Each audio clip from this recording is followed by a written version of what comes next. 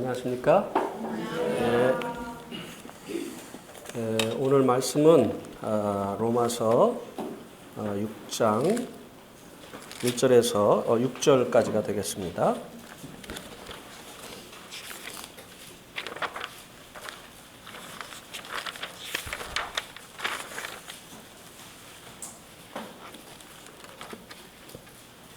로마서 6장 1절에서 6절입니다. 형제님들이 한 절, 자매님들이 한 절, 교독을 하시도록 하겠습니다. 형제님들이 먼저 읽습니다. 시작. 그런즉 우리가 무슨 말을 하리요? 은혜를 더하게 하려고 죄에 거하겠느냐?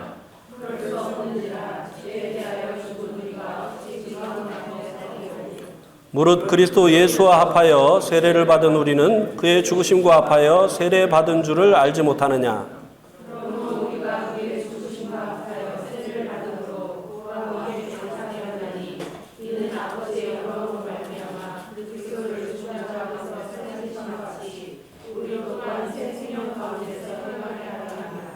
만일 우리가 그의 죽으심과 같은 모양으로 연합한 자가 되었으면 또한 그의 부활과 같은 모양으로 연합한 자도 되리라. 우리가 알거니와 우리의 옛사람이 예수와 함께 십자가에 못 박힌 것은 죄의 몸이 죽어 다시는 우리가 죄에게 종노릇 하지 아니하려 함이니. 네. 오늘 이 말씀은 무려 이틀에 걸쳐서 준비를 했습니다. 보통 이제 말씀 준비를 목요일 날 하는데 말씀을 준비하다가 꼭 나가야 되는 일이 생겨서 이제 나갔다가 오니까 저녁 시간이 이제 돼서 또 그 다음 날 이렇게 준비를 하다 보니 이틀이 걸렸습니다. 늘 말씀 준비를 하면서 하는 기도가 무엇인가 하면요. 제가 전하지만 성령님께서 듣는 이들에게 깨닫게 해 주십시오. 하는 것이 이제 기도 제목입니다. 왜냐하면 저도 이제 이 말씀을 깨닫기까지 사실 시간이 이제 많이 걸렸습니다. 특별히 복음을 깨닫고 나서 처음에는 정말 너무 좋았죠. 근데 이제 시간이 지나면서 옛날 그 모습들이 드러나면서 또 이제 신앙의 고민이 시작이 되었을 때 누군가가 전해준 워치만리의 그 정상적인 그리스도인의 생활이라고 하는 그 책을 보면서 주님과의 그 연합에 대해서 깨닫게 되어지면서 다시 그 문제로부터 해방을 받는 이런 경험을 했습니다. 그런데 또 그 기쁨도 또 끝쳐지더라고요. 왜냐하면 이제 주님과 연합해서 죽었는데 안 죽은 것 같은 이런 모습이 또 얼마 있지 않으니까 드러나니까 말이죠. 그래서 이제 이거는 또 어떻게 된 일이냐 하고 이제 고민을 했는데 마틴 로이드 존스의 로마서 강해를 보면서 그 원인이 무엇인가를 또 깨닫게 되어졌습니다. 그래서 이것이 이제 성경에 기록이 되어 있고 또 분명한 사실인데도 불구하고 제가 이제 개인적으로 깨닫는데 많은 시간이 걸렸던 것을 생각을 하면서 주님 도와주시어서 이 말씀에서 말하고 있는 바를 깨닫게 해주시고 이것이 실제적인 삶 속에서 신앙생활을 하는데 도움이 될 수 있게 해주십시오. 이렇게 이제 기도를 하게 됩니다. 로마서 8장을 이제 성도 집회에 가면 대부분 이제 제가 로마서 8장을 가지고 이제 교제를 하는데요. 그때도 정말 기도를 많이 합니다. 네. 기존에 가지고 있던 그 생각으로 접근을 하면 이해할 수가 없기 때문에 주님께서 깨닫게 해달라고 말씀 자체로 보고 그 말씀이 말하고 있는 것이 무엇인가를 깨달으려고 하지 아니하고 내가 가지고 있는 기존의 생각으로 말씀을 풀려고 하다 보니 이제 이 말씀이 전해진다 할지라도 이제 그 말씀이 원래 말하고 있는 바를 이제 깨닫지 못하는 그런 경우가 많이 있는 것을 보았기 때문에 그렇습니다. 오늘 이 로마서 6장 1절에서 6절까지의 이 말씀을 통해서 전하고자 하는 말씀의 제목은 우리 옛사람을 예수님과 함께 십자가에 못 박은 목적, 그것이 무엇이냐?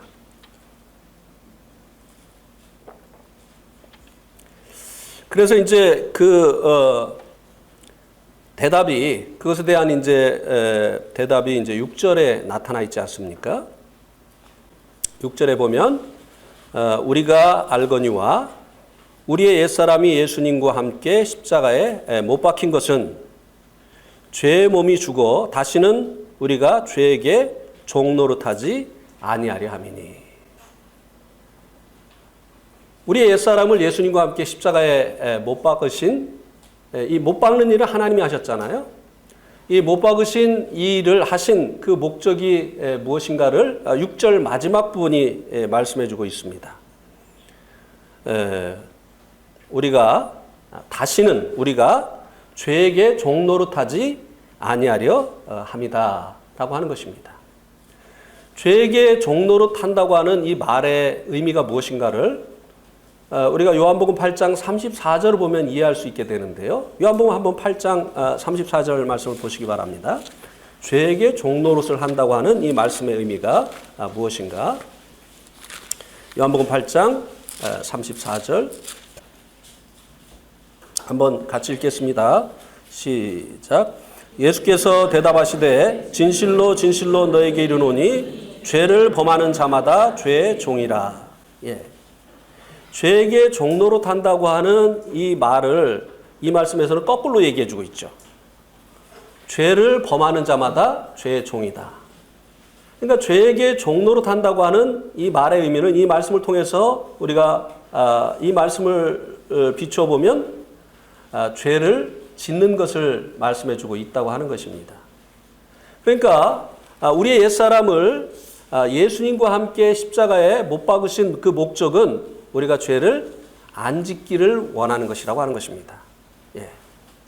죄에게 종노릇하지 않는다고 하는 그 말의 의미가 죄를 짓는 것을 말하는 것이기 때문에 하나님께서 우리의 옛사람을 예수님과 함께 십자가에 못 박아주신 그 목적은 우리가 죄를 안 짓는 것이라고 하는 것입니다. 그런데 이제 로마서 5장 21절에 보면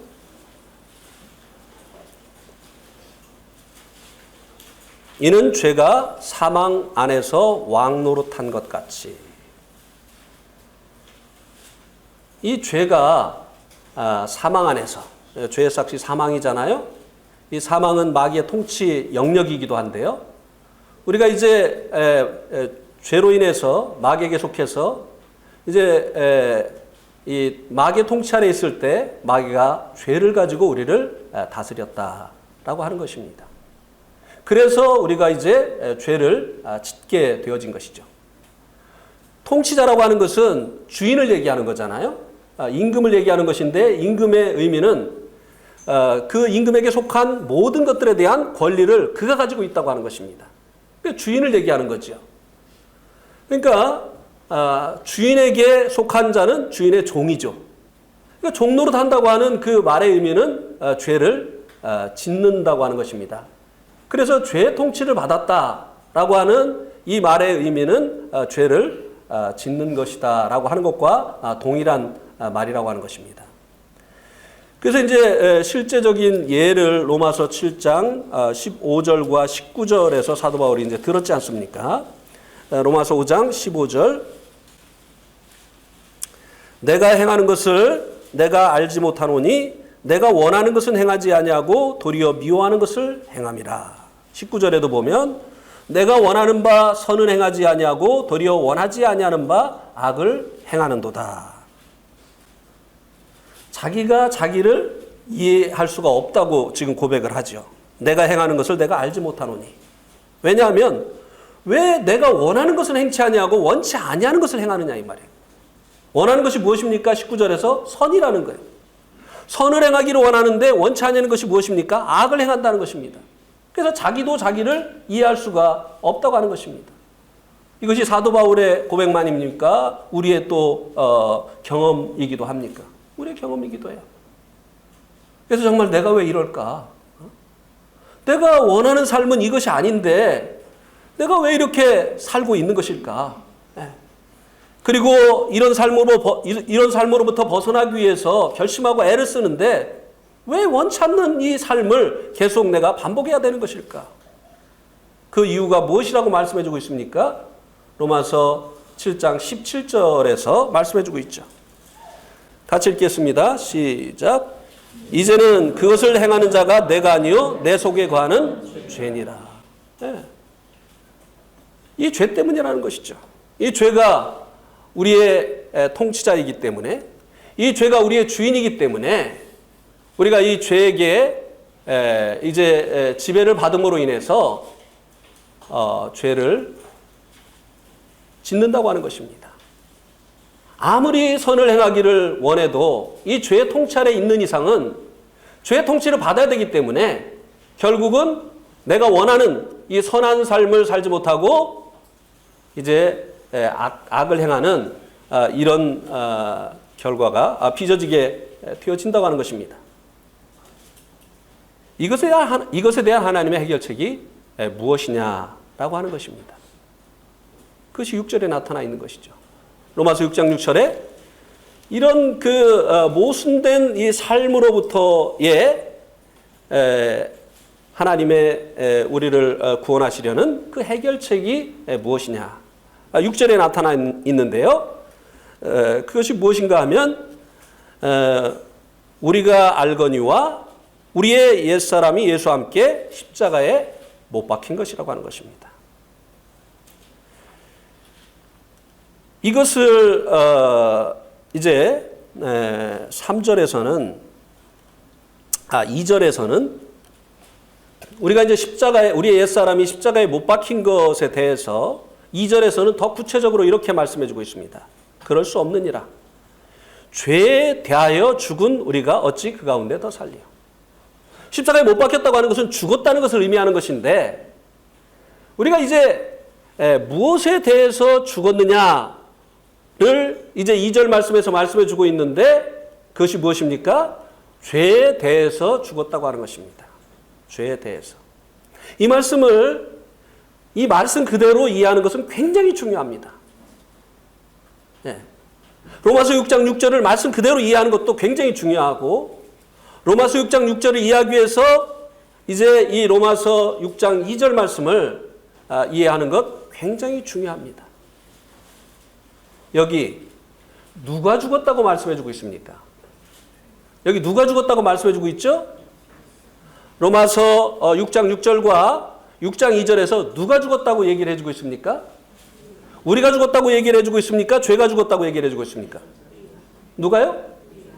우리가 예수와 함께 어떻게 해요? 십자가에 못 박혔다고 했죠.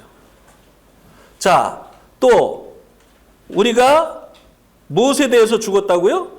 죄에 대해서 죽었다고. 많은 경우 말이죠. 자꾸 죄가 죽었다고 하는 거예요. 그러니까 이게 이제 여기서부터 문제가 이제 그 해결이 안 되는 것입니다. 성경은 우리가 십자가에 못 박혔다고 말씀해 주고 있어요. 우리가 죄에 대해서 죽었다고 말씀해 주고 있습니다. 그렇다고 한다면 이 죽었다고 하는 이 말씀의 의미가 무엇이냐고 하는 것이에요. 죄의 통치를 받는, 그래서 원하는 선을 행하지 못하고 악을 행하는 이 모순된 삶으로부터 우리를 건져내시려는 하나님의 이 대책이 바로 우리의 옛사람을, 죄의 통치를 받던 우리의 옛사람을 예수님과 함께 십자가에 못 박아 죽인 것인데, 그래서 우리가 죄에 대해서 죽은 자가 되게 하신 것인데, 이 구체적인 의미가 무엇이냐라고 하는 것입니다. 여기서도 많은 오해가 있어요. 왜요? 죽음에 대한 의미를 잘못 알고 있기 때문에. 이 죽음이라고 하는 것은 성경이 말하는 죽음은 소멸이 아닙니다. 존재가 사라지는 것을 얘기하는 것이 아니에요. 성경이 말하는 죽음은 분리를 얘기하는 것입니다. 분리. 이사야서 59장 2절 말씀에 보면 죄가 하나님과 우리 사이를 어떻게 했다고 말씀해 주고 있죠? 갈라 놓았다. 죄의 삭은 사망이라고 했는데 이 사망의 의미가 뭐냐면은 죄가 하나님과 우리 사이를 갈라놓은 것, 분리시킨 것. 네. 둘 사이에 쐐기가 파고 들어오면 이 쐐기에 의해서 하나이던 것이 둘로 나누어지는 것처럼 죄가 하나님과 우리 사이에 들어와서 하나님과 우리 사이를 갈라놓은 것. 이게 뭐라고요? 이게 죽음, 이게 사망이라고 하는 것입니다. 영적인 죽음을 말하는 것이죠. 성경이 말하는 이 죽음은 분리를 얘기하는 것이에요. 그러니까 우리가 이제 죄로 인해서 이제 죄 삭신 그 사망 가운데 들어갔다. 그래서 에베소서 2장 1절에는 죄와 허물로 죽었던 너희를 살리셨도다. 그렇죠? 영적으로 죽은 것을 얘기하죠. 우리가 과거에 이제 그 그리스도 밖에 있을 때 바로 하나님과 분리된 상태에 있었다고 하는 것입니다. 하나님과 연합된 상태에 있지 않냐고 하나님과 분리된 상태에 있었다고 하는 것입니다. 그런데 그때는 우리가 죄와 연합돼 있어서 죄가 우리를 통치를 했다고 하는 것입니다. 그래서 우리가 선을 행하기를 원하지만 악을 행했다는 것이에요. 이 죄가 우리가 원치 않는 방향으로 우리를 끌고 갔기 때문에 그런 것이죠. 이 죄는요, 폭군이에요. 우리에게 할 거냐 안 할 거냐 묻지 않습니다. 우리가 선을 행하기를 원해도 악을 행하도록 끌고 가는 것이 이 죄예요. 네.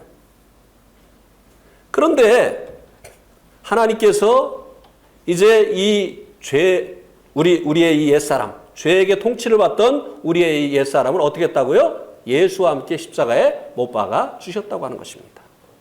그래서 우리가 죄에 대해서 죽었다고 하는 것이에요. 죽음이 뭐라고 했죠? 분리라고 했죠. 죄와의 이제 관계가 끊어졌다고 하는 것입니다. 그런데 정말 이 기억해야 될 것이 무엇인가 하면요.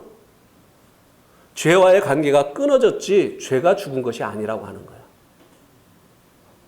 죄가 더 이상 우리의 통치자가 아니에요. 네. 우리의 임금은 이제 누굽니까?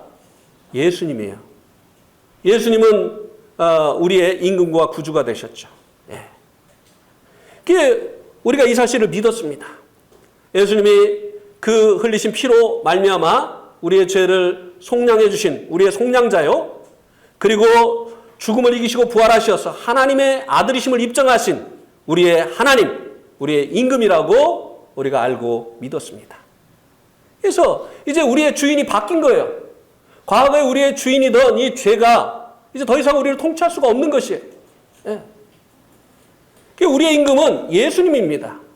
우리는 그분의 말을 들어야 되고 그분의 뜻을 쫓아야 되고 그분의 인도하심을 쫓아서 살아야 되는 그리스도 예수 안에서 새로운 피조물이 되어진 자들이라고 하는 것입니다.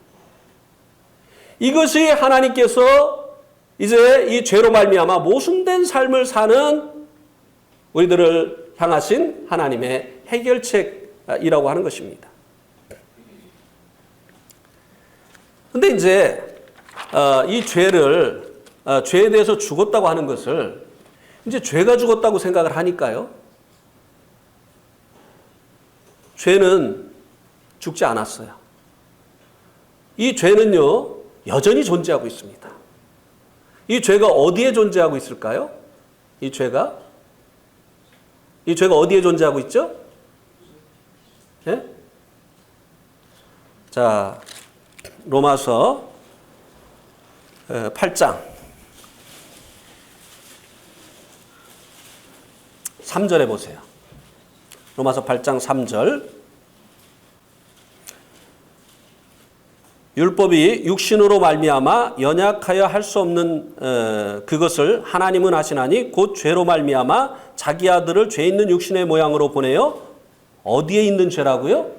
육신의 죄를 정하사. 이 죄가 어디에 있느냐면요. 육신에 있어요. 육신. 여기서 말하는 육신이 뭔가 하면은 우리의 본성을 얘기하는 것입니다. 죄악된 본성. 우리가 구원받아도요. 본성이 바뀌는 게 아니에요. 옛날 이 본성은 그대로 있어요.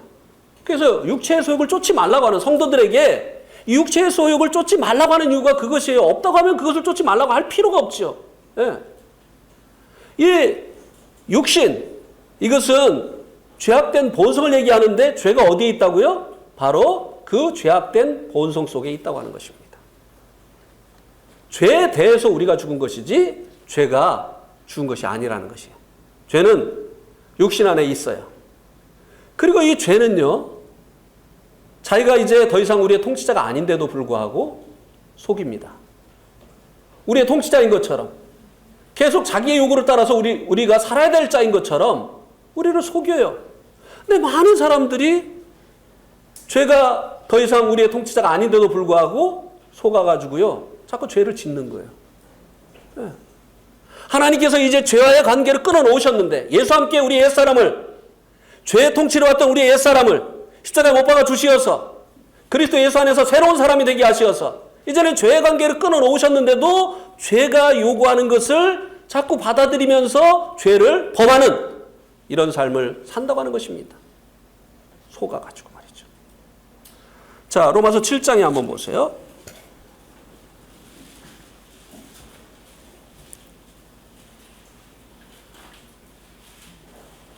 11절.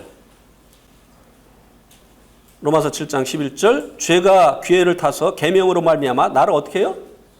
속이고 그것으로 나를 죽였느니라. 죄가 우리의 통치자가 아니에요. 네. 우리의 옛사람의 통치자는 죄였죠.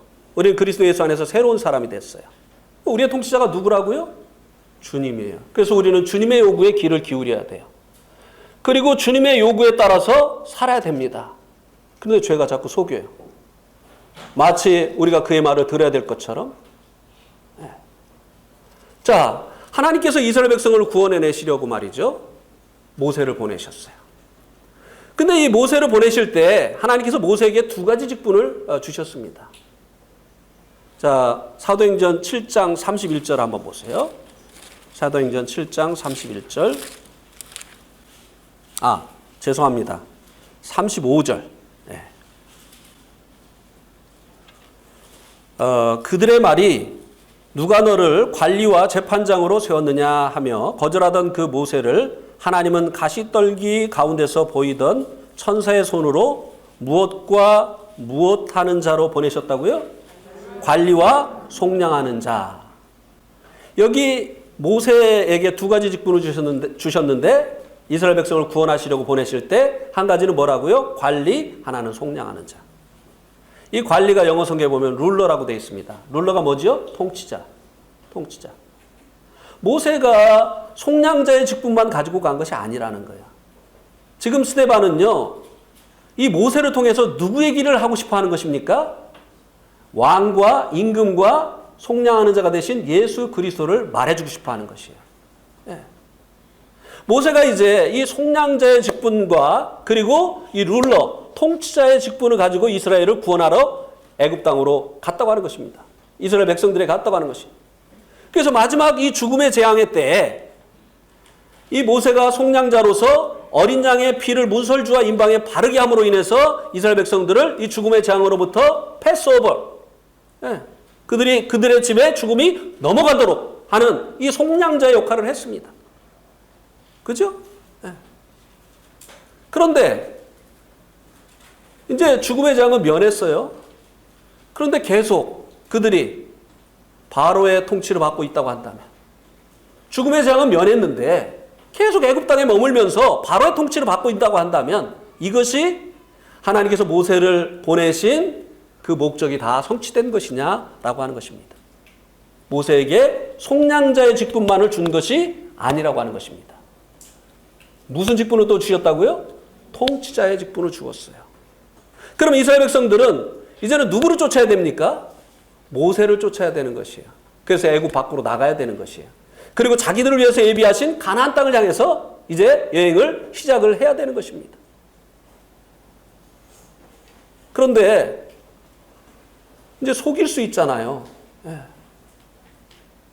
이스라엘의 이제 새로운 통치자인 이 모세를 쫓지 못하게 하려고 너희들의 통치자는 나야. 내 말 듣지 않으면 너희들 살아남을 수가 없어. 이렇게 하면서 바로가 이스라엘 백성들을 속이고 계속해서 이 통치자의 역할을 하려고 할 수가 있다고 하는 것입니다. 근데 이스라엘 백성들이 속아가지고 맞아. 바로 말 안 들었다가 큰일 나. 지금까지도 얼마나 고생을 했어. 새로운 통치자인 모세를 쫓아가야 되는데 바로에게 속아서 바로를 자기들을 통치하는 자로 여기고 그가 하는 말을 계속 들으면 거기서 계속 종살이하는 이런 일이 벌어진다 이 말입니다.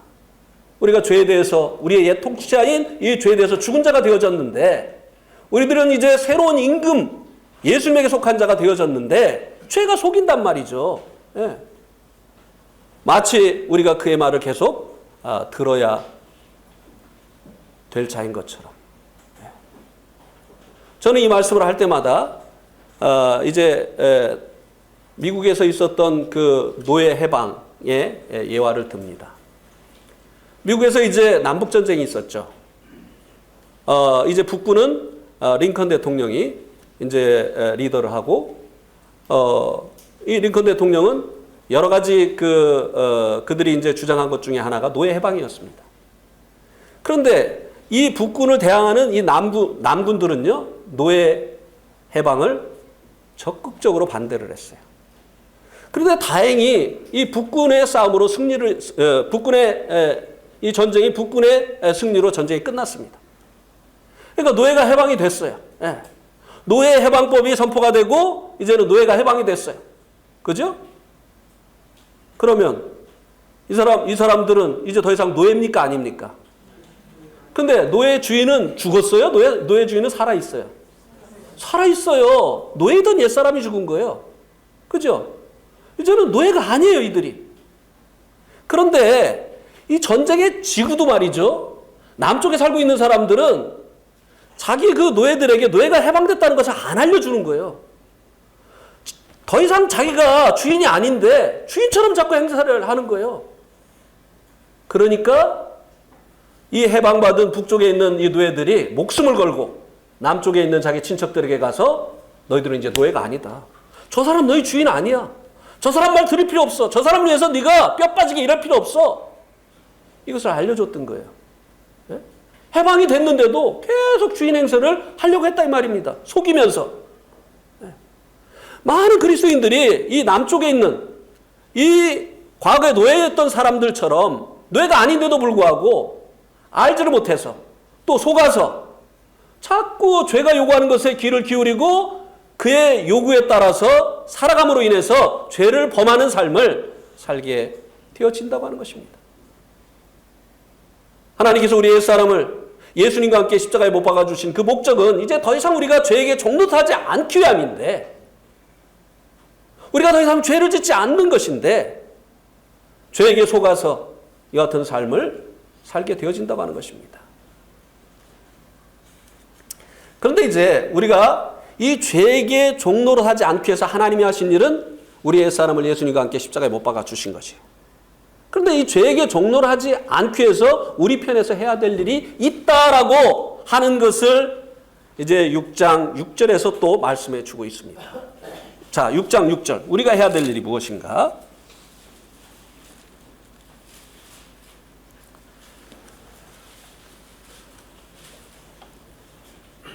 자, 로마서 6장 6절. 우리가 알거니와 우리의 옛사람이 예수와 함께 십자가에 못 박힌 것은 이건 끝난 거예요. 그죠? 하나님이 하신 거예요. 우리가 죽이는 게 아니에요. 예. 하나님이 하신 것을 믿는 거예요. 우리는 더 이상 옛사람이 아니다.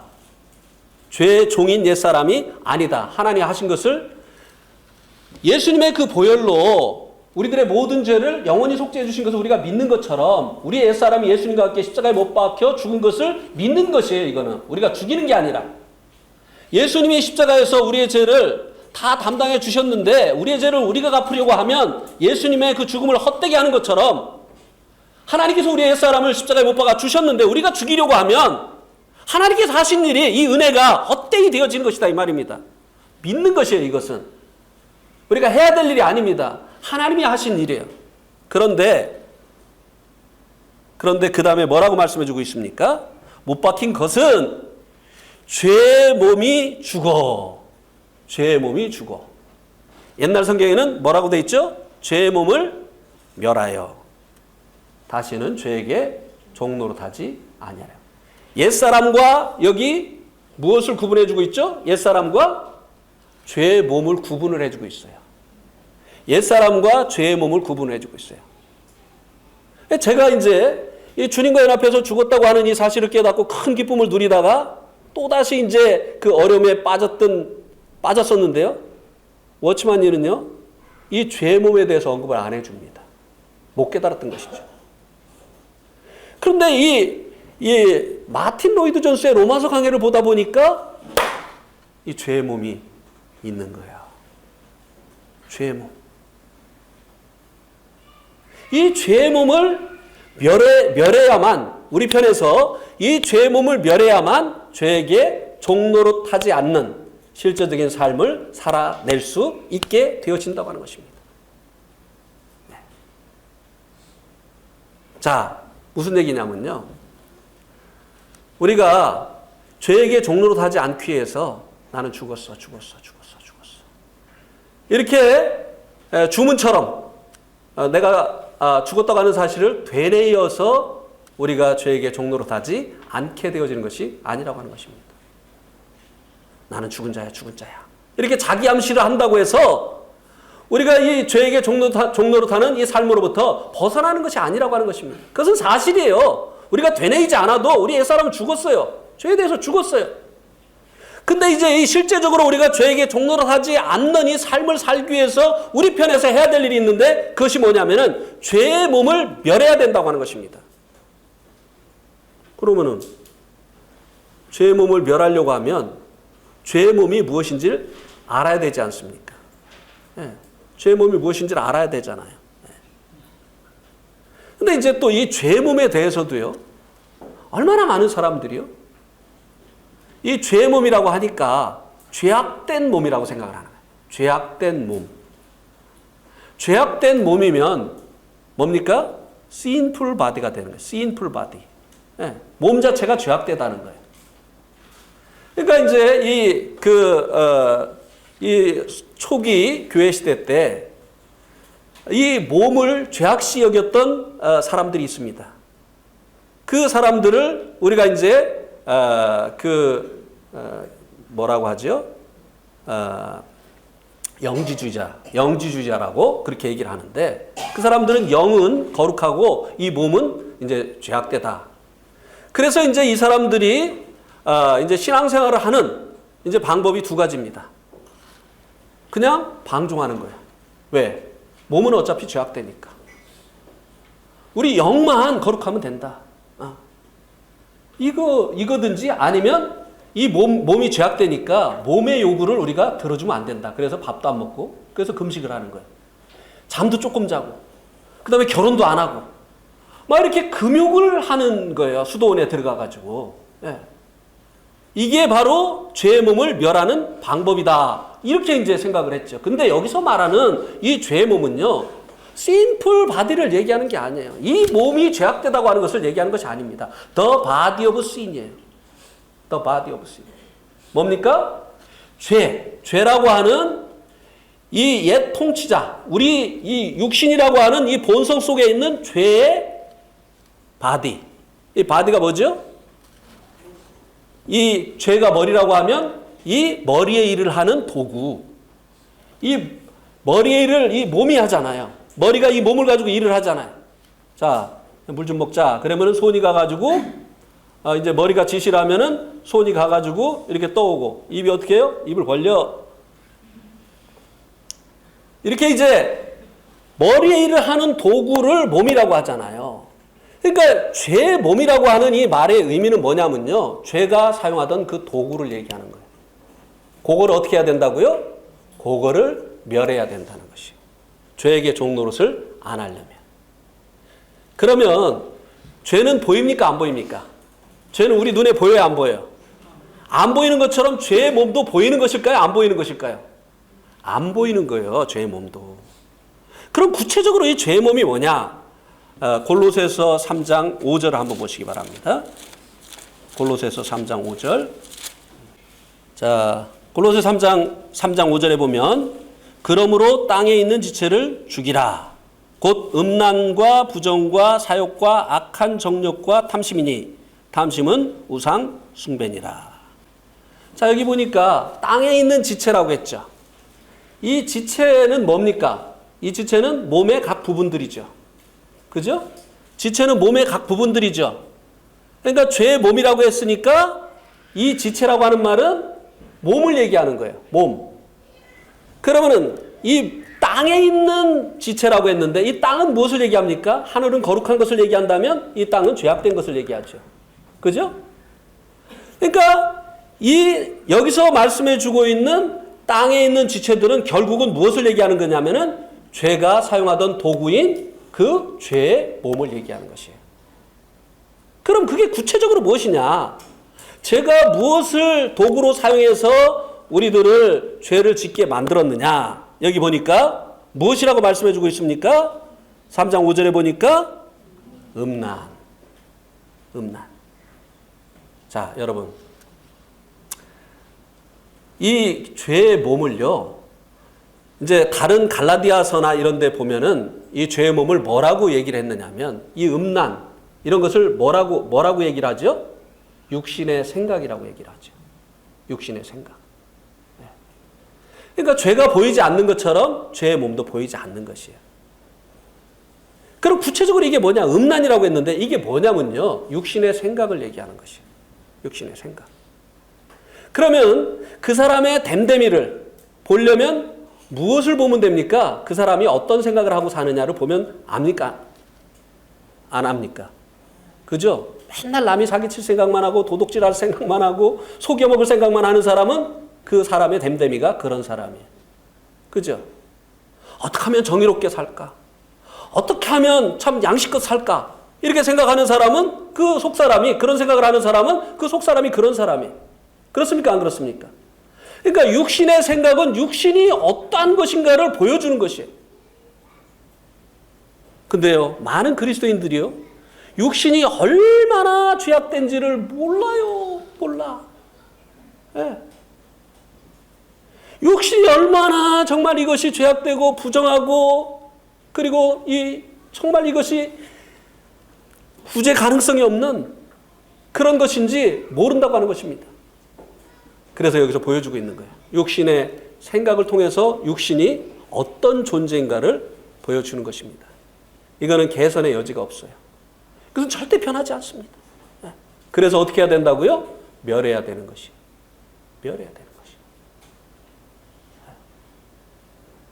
이거는 고치고 뭐 이렇게 할 수가 없어요. 그래서 이거는 멸하는 방법밖에 없어요. 그래서 땅에 있는 지체를 어떻게 하라고요? 죽이라는 거예요. 죽이라는 거예요. 하나님께서 이스라엘 백성들이 가나안에 들어가면 가나안 7족속을 어떻게 하라고 했죠? 잘 그 사람들을 변화시켜가지고 그 사람과 더불어서 잘 화합하면서 지내라고 했습니까? 아니면 다 멸하라고 했습니까? 멸하라고 했잖아요. 왜? 그들 멸하지 않으면 너희들이 그들의 신을 섬기게 될 것이고 결국은 이것이 하나님의 진노를 부르는 일이 되어지기 때문에. 그래서 이스라엘 백성들이 가나안에 들어가면 그 가나안 7족속을 죽이라고 했단 말이죠. 이 가나안 7족속, 멸해야 될 이 가나안 7족속은 결국 우리들이 주님 안에 들어오는 이후에 멸해야 될 이 죄의 몸, 육신의 생각을 상징해주고 있는 것이라고 하는 것입니다. 이스라엘 백성들이 가나안에 들어가서도 싸움을 했어요, 안 했어요? 했잖아요. 우리가 믿음의 선한 싸움을 해야 되는데 이 싸움이 무엇과의 싸움이냐면은 이 죄의 몸을 멸하는 싸움이다 이 말입니다. 육신의 생각을 멸하는 싸움이라고 하는 것이에요. 그 첫 번째가 여기 뭐라고 말씀해 주고 있습니까? 음란이다. 자, 여러분 구원받은 이후에 이 음란한 생각이 일어납니까? 안 일어납니까? 여러분 구원받은 이후에 음란한 생각이 일어나요? 안 일어나요? 일어납니다. 그러면은 감사합니다.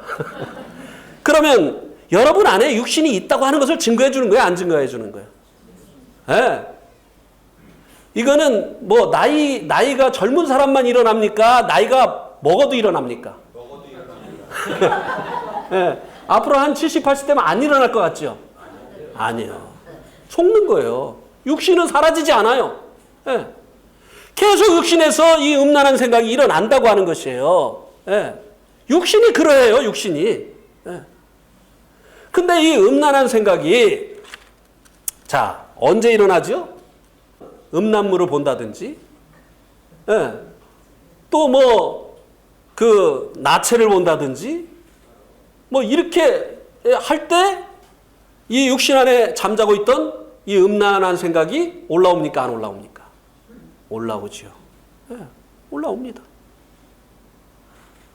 나는 아니에요. 그런 표정 보이지 마세요. 여기 성경이 말하고 있잖아요. 나는요, 그런 거 봐도요, 전혀 그런 생각이 안 들어요. 그러면서 보시는 분들 망합니다. 예?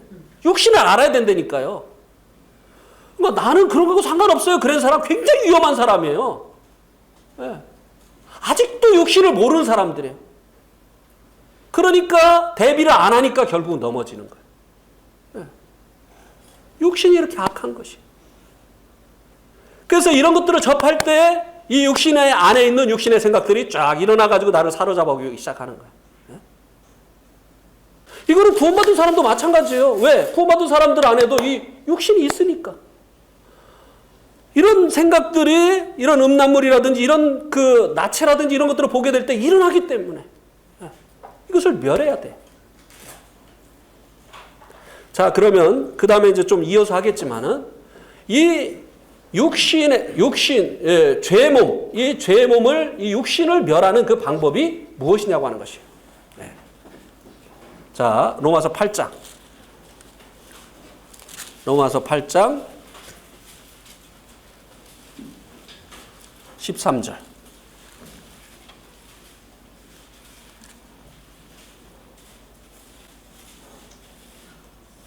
같이 한번 읽겠습니다. 시작. 너희가 육신대로 살면 반드시 죽을 것이로되 영으로서 몸의 행실을 죽이면 살리라. 자, 이 죄의 몸을 멸하는, 이 육신의 생각을 멸하는 그 방법이 여기 뭐라고 말씀해주고 있느냐 하면, 육신대로 살면 반드시 죽을 것이로되 영으로서 어떻게 해요? 몸의 행실을 죽이면 살리라. 이 죄의 몸을 멸하는 방법은요, 그 죄의 몸과 맞닥뜨려서 싸우는 게 아니에요. 네? 무엇입니까? 영으로서 몸의 행실을 죽인다는 것이에요. 이 말의 의미는 구체적으로 무엇이냐면, 성령님의 인도하심을 따라서 사는 것이 육신의 소욕을 이제 멸하는 여하튼 방법이라고 하는 것입니다. 그래서요, 우리가 이 음란물을 보고 또 음란 채팅을 하고 또 이 막 나체 사진을 보고 그리고 어떻습니까? 우리나라 옛날 그 어른들이, 요건 뒤에 가서 하도록 하죠. 예. 이렇게 이제 하는데 우리가 이제 계속 성경을 보고 이제 집회에 철저히 참석을 하고 그리고 이제 성도들과 교제하고 시간이 나면, 예? 그죠? 시간이 나면 성도들과 교제하고 그리고 또 기도하고, 기도할 게 얼마나 많이 있습니까? 예? 기도하려고 하면 막 끝도 없이 막 기도 제목이 생각나잖아요. 예? 근데 기도하려고 하면 3분도 안 돼가지고 기도할 게 없는 분들이 있죠. 그 왜 그런 줄 아세요? 자기만을 위해서 하니까 그래요. 주님 주시는 기도 제목을 생각하면서 기도하면요, 끝도 없어요. 끝도 없어. 선교사들을 위해서, 또 어려운 교회들을 위해서, 또 교회 성도들을 위해서 얼마나 기도할 게 많이 있습니까? 그러다 보면 음란 채팅할 그런 시간이 어디 있습니까? 영으로서 살면 이 육을 멸할 수 있는 것이에요. 나는 음란한 그것을 봐도 나는 괜찮아, 이렇게 하면서 그것을 보면서 이기려고 하는 사람은 쉬운 말로 하면 뭐라고요? 미련 천치 덩어리요. 그렇습니까? 안 그렇습니까? 그는 성경이 말하는 이 죄의 몸을 멸하는 방법이 아니라는 것이에요. 자, 음란 다음에 이제 또 맨 마지막에 뭐가 있습니까? 탐심이 있죠. 탐심은 뭐냐면요, 욕심이에요. 욕심. 근데 이제 이 음란도 음란한 생각이 일어나는 상황이 될 때 나타나는 것처럼 이 욕심도요. 그런 상황이 벌어지게 될 때 내 안에 욕심이 있다고 하는 것을 알게 되는 거예요. 네. 이 육신이 얼마나 이 욕심 덩어리인지 그런 상황이 딱 되어질 때 나타나는 거예요. 네.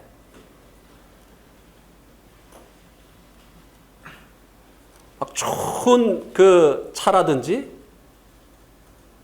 내 사는 집은 참 그 불편한데 친구 집에 갔는데 그냥 막 아파트가 너무너무 이제 좋은 거예요. 그러면 마음에 어떤 생각이 생깁니까? 나도 이런 것을 가졌으면 하는 이 욕심이 그때 일어나는 거예요. 네. 옛날에 학교 다닐 때는 내 한참 뒤에 있던 애가 동창회 하러 모였는데 아이고 막 나보다 막 훨씬 좋은 자를 끌고 왔어요. 그래 마음에 이제 나도 이제 욕심이 생기죠. 네. 이거는 하수들에게 일어나는 욕심이에요. 하수.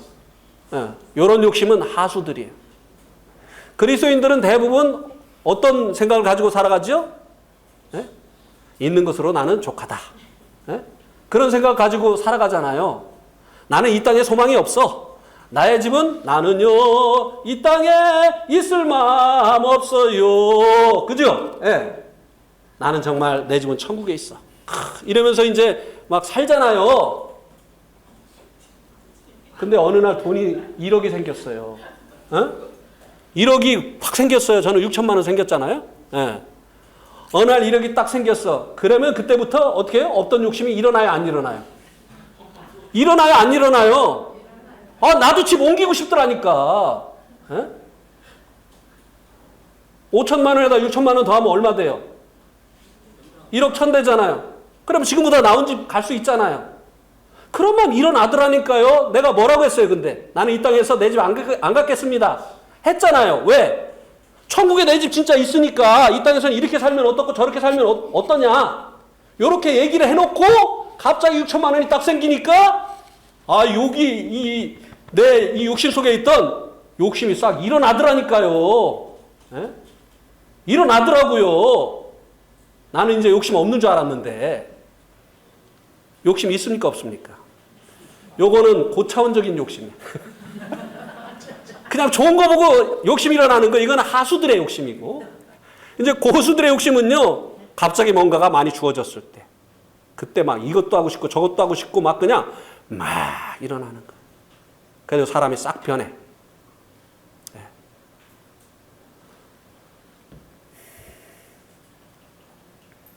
집을 살까? 차를 바꿀까?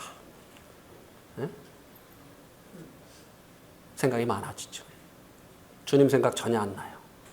이 돈을 왜 주셨을까 생각 안 씁니다. 이거 나를 통과하라고 주신 것인데 누구에게 필요해서 나를 통과하라고 주셨을까 이런 생각 안 합니다. 네.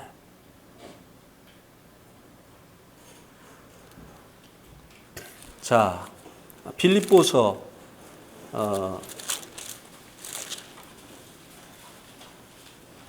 4장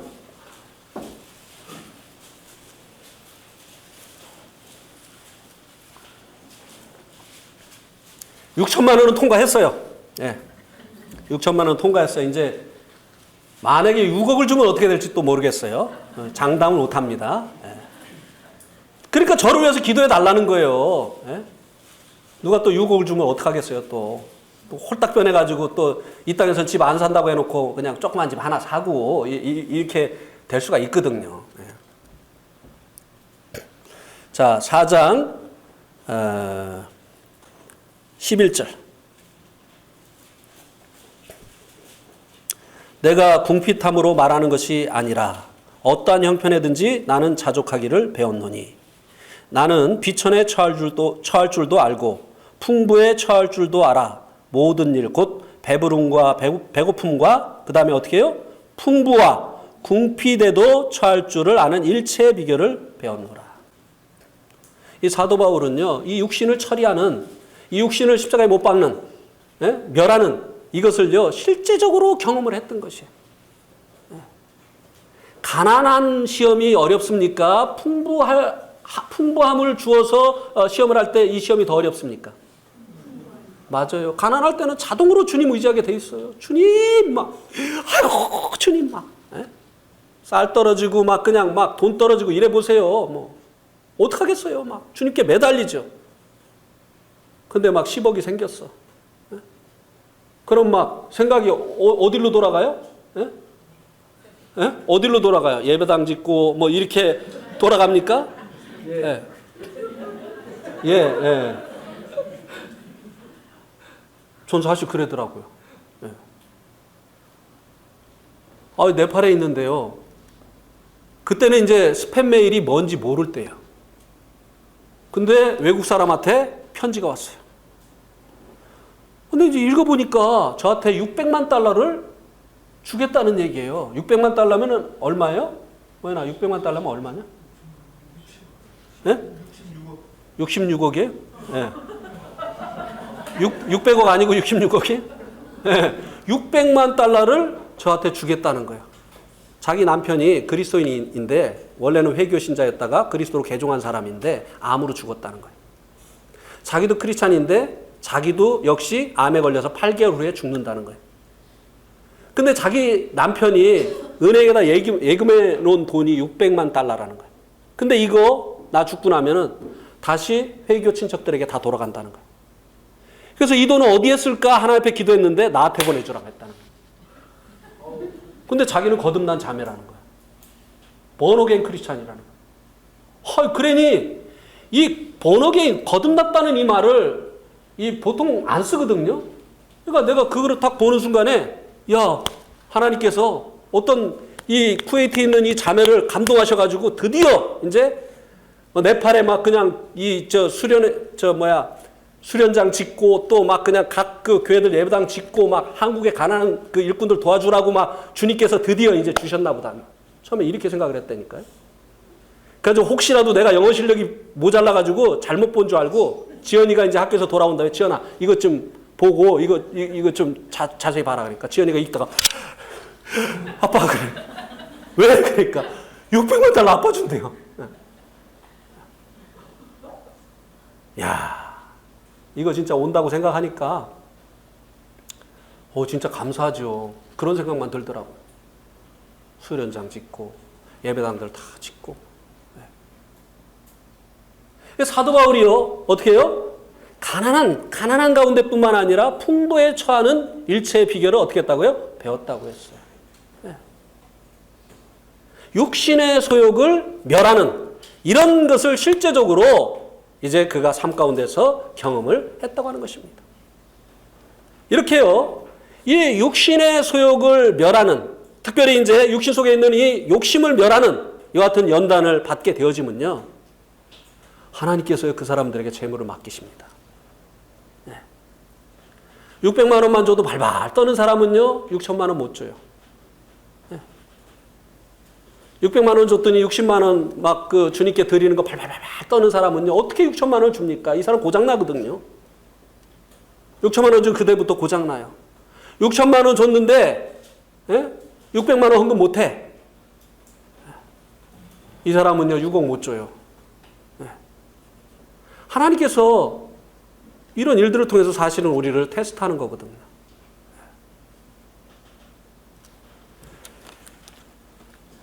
그 다음에 이제 사욕과 악한 정욕이 나오는데요. 이것은 성적인 죄에 적극적으로 빠진 상태를 얘기하는 것입니다. 빠지는 것을 얘기하는 거예요. 이런 것들에 빠진 사람들이 이제 혼전 동거를 한다든지, 동성연애를 한다든지, 이런 이제 그 상태에 빠지게 되는 거죠. 근데 이제 이런 것들이 이제 처음에는 아주 약한 것으로부터 시작한다는 거예요. 약한 것으로부터. 어떻게 시작이 되죠? 이 혼전동거나 이 동성연애 같은 이런 끔찍한 이런 죄들을 짓게 하는 이런 일이 처음에는 우리 손 한 번 잡자. 여기서부터 시작한다는 거예요. 어때? 우리 사귀는데. 우리 앞으로 결혼할 거잖아. 이러면서 손 잡는 것부터 시작해요. 근데 손을 잡으면 전기가 통해요? 안 통해요? 손을 잡으면 전기가 통해요? 안 통해요? 몰라요? 안 해봤슈? 남녀가 손을 잡으면요 이상하게 전기가 찌릿찌릿해요. 예? 재밌거든. 그러니까 이제 손잡기 시작해요. 근데 손잡으면은 그 다음에 어디로 가죠? 우리 한번 안아보자. 근데 이제 이 포옹을 하면요 손잡을 때보다 전기가 더 통해 안 통해? 볼트수가 막 올라갑니다. 저 형님 그런 거 모르죠? 모르실 것 같아. 다 알아요? 그 다음에 이제 포옹하면은 그 다음에 어디로 가죠? 입만 맞추자. 입만 맞추자. 근데 입을 맞추면요 막 전기가 막 엄청나게, 저도 경험했어요. 예. 결혼했으니까. 입을 맞추면 전기가요 이거 이거 감당할 수가 없어요. 완전히 감전돼 버려요. 예? 그 다음에 이제 통제가 안 되는 거죠. 그러다 보니까 이제 결혼도 안 했는데 동거를 하게 되어지고 동성 간에 이제 막 연애를 하게 되어지고 이런 죄를 짓는 일들이 일어나게 된다고 하는 것입니다. 그런데 그 단계가 늦지 않은 거예요. 거기서 멈춰야 되는 거예요. 그리고 이 육신을 믿지 말아야 된다는 거예요. 아예 손도 잡지 말라는 거예요. 예? 우리나라 조상들이 뭐라고 했습니까? 남녀 칠세? 근데 요새는 남녀 칠세 자동석이야 아주 그냥. 부동석이라고 했어. 부동석. 남녀는요 조심해야 돼요. 가까이 하면은 전기가 오른다니까요. 나는 괜찮아. 그리고 단둘이 만나고 말이죠. 밤에 만나고 구석진 데서 만나고 그래서 사고가 생기는 거예요. 그것은 육신의 그 소욕을 멸하는 그런 그 태도가 아닙니다. 육신을 또 모르기 때문에 그러는 거예요. 육신을 알면요 피하게 돼 있어요. 제가 그 자매들 신방을 저 혼자 가는 경우가 없잖아요. 제가 이제 60이 됐지만 제 안에 육신이 있는 것을 제가 알아요. 그래서 자매들 신방 갈 때는 꼭 아내와 함께 가는 것이죠. 할 수 없는 경우 그런 경우는 구석진 데서 상담하지 않습니다. 오픈된 장소에서 상담해요. 또 할 수 없는 경우 문 다 열어놓고 해요. 문 다 열어놓고. 왜요? 마귀가 넘어뜨리려고 하거든요. 그러니까 요셉이 그 보디발 장군의 아내하고 딱 둘이 있으니까 어떻게 했습니까? 여러 사람 가운데 있었으면 보디발 장군의 아내가 그런 유혹을 안 했을 텐데 딱 단둘이 있으니까 유혹을 했잖아요. 근데 요셉이 왜 그러세요? 왜 그러세요? 하지 마세요. 그래 가만히 있었으면 어떻게 됐겠어요? 자기도 왜 그러세요? 왜 그러세요? 하면서 자기도 잡아다녔을 거예요. 육신 때문에. 그러니까 요셉이 어떻게 했죠? 옷을 벗어두고 도망했다고 했어요. 이거는 이것밖에 없어요. 이 육신을 멸하는 방법은요 도망하는 거예요. 네.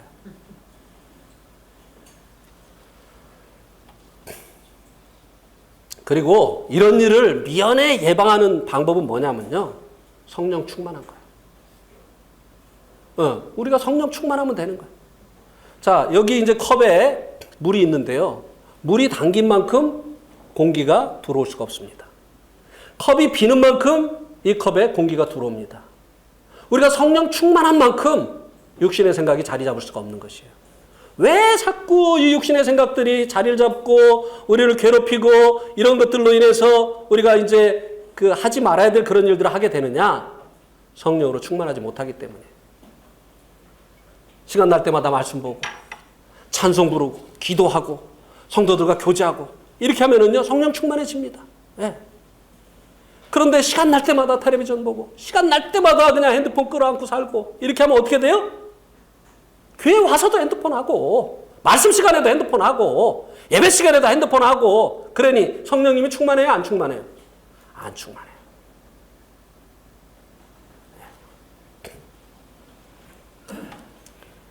그 다음에 이제 여기에는 나타나 있지 않지만 갈라디아서에 나타나 있는 그 육신의 그 생각 중에 하나가 무엇입니까? 우리가 이제 이게 자주 이제 넘어지는 것인데 그게 뭐냐면 분노예요. 아유, 오늘도 시간이 또 엄청 갔네. 여기까지만 요거만 해야 될 것 같습니다. 오늘 시간이 짧게 갈 줄 알았는데 이틀 준비해가지고 그래 뭐해. 분노. 분노. 분노가 언제 일어나죠? 누군가가 나를 모욕했을 때. 아무리 점잖은 사람도요, 자기 욕하면요, 가만히 있지 않습니다. 분노하죠. 점잖은 사람일수록 자기를 모욕하면 분노합니다. 그죠? 네. 근데 이 분노가 뭐라고요? 마땅한 거라고요? 멸해야 될 죄의 몸이라는 거예요. 네. 그 다음에 누군가가 나에게 무례히 행했을 때. 네. 아랫사람이 막 내 이름을 함부로 불러요. 네? 여명이가 야 현웅아 그랬다고. 그러면 제가 그 말을 듣는 순간 어떻게 되겠습니까?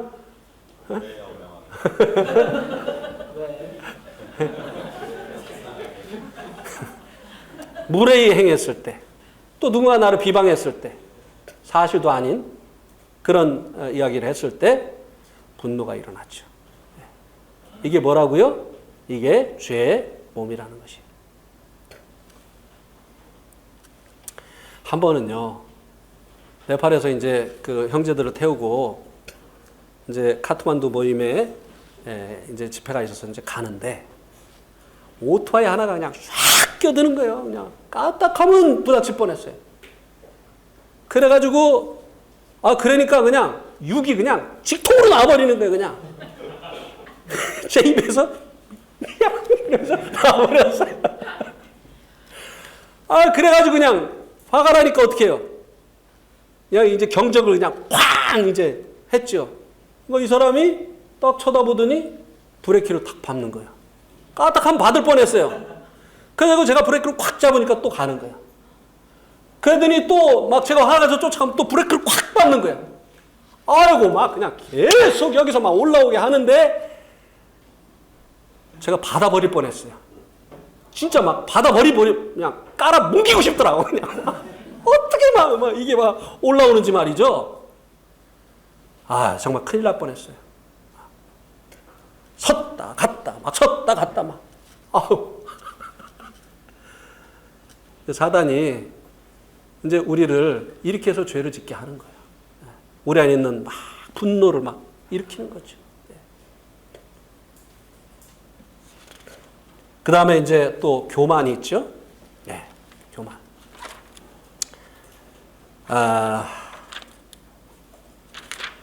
자, 요건 역대상 21장 한번 보시기 바랍니다. 역대상 21장.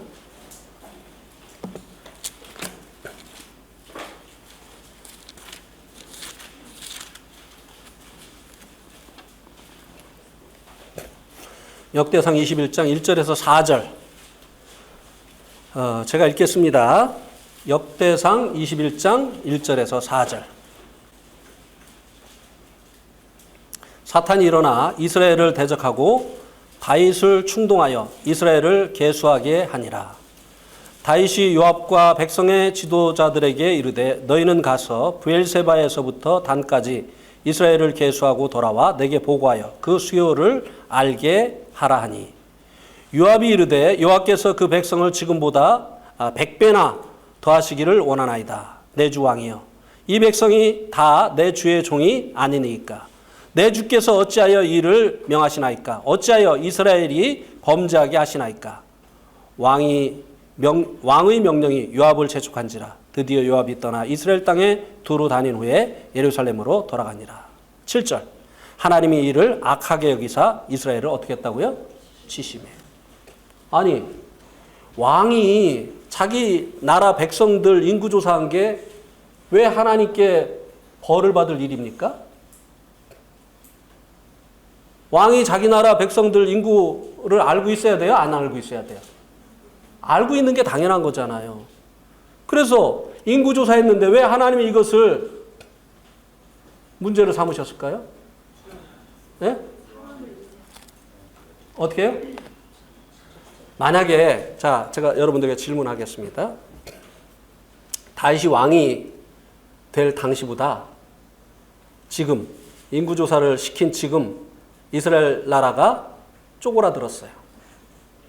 백성들의 수요도 많이 줄어들었어요. 옛날에 이제 전쟁이 많을 때니까 전쟁에 패하면 사람들이 막 줄어들죠. 포로로 잡혀가고 막 죽고 막 이래가지고. 근데 인구가 늘어났다고 하는 것은 나라가 어떻게 됐다는 거예요? 강성해졌다는 거죠. 그죠? 만약에 인구가 줄어들었다고 한다면, 나라가 쪼그라들었다고 한다면 다윗이 인구조사를 시켰을까요? 안 시켰을까요? 예. 지금 다윗이 인구조사를 시킨 이유가 뭐냐면요. 바로 그거. 예, 맞아요. 내가 왕이 되니까 봐라. 응?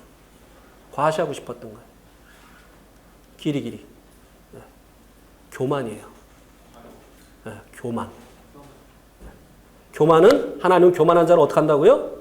대적하시고 겸손한 자에게 어떻게 하신다고요? 은혜를 베푸시는 분이에요. 이 교만은요, 뭔가 내가 어떤 일을 성취했을 때 사람들이 나를 칭찬을 할 때 그래 하면서 올라오는 이 육신이 뭐라고요? 이 교만이에요. 네. 저도 가끔 인구조사를 해요. 제가 인구조사 어떻게 하는지 아시는 분 한번. 네. 제가 인구조사 어떻게, 네. 그러니까 인구조사 어떻게 하시는지 아시는 분. 옛날에 제가 이제 성남에 있을 때는 인구조사를 어떻게 했느냐면요. 신발장에서 신발을 셌어요. 근데 지금은 인구조사를 어떻게 하느냐면 주소록에서 이렇게 쉬어요. 왜 쉴까요? 제가 온 다음에 성도들이 줄어들었으면 제가 쉴까요? 안 쉴까요?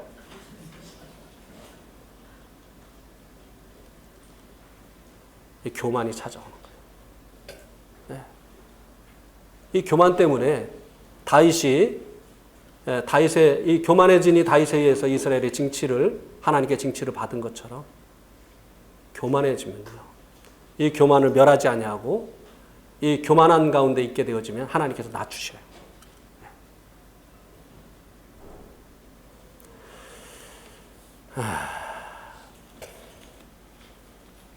여기까지 오늘 말씀을 드리겠습니다. 이 죄의 몸을 멸하는 것이 필요합니다. 그래야 우리가 죄를 짓지 않기를 원하시는 우리 옛사람을 예수님과 함께 십자가에 못 박아주신 이 하나님의 목적이 우리의 삶 가운데 실제적으로 성취가 되어지는 것입니다.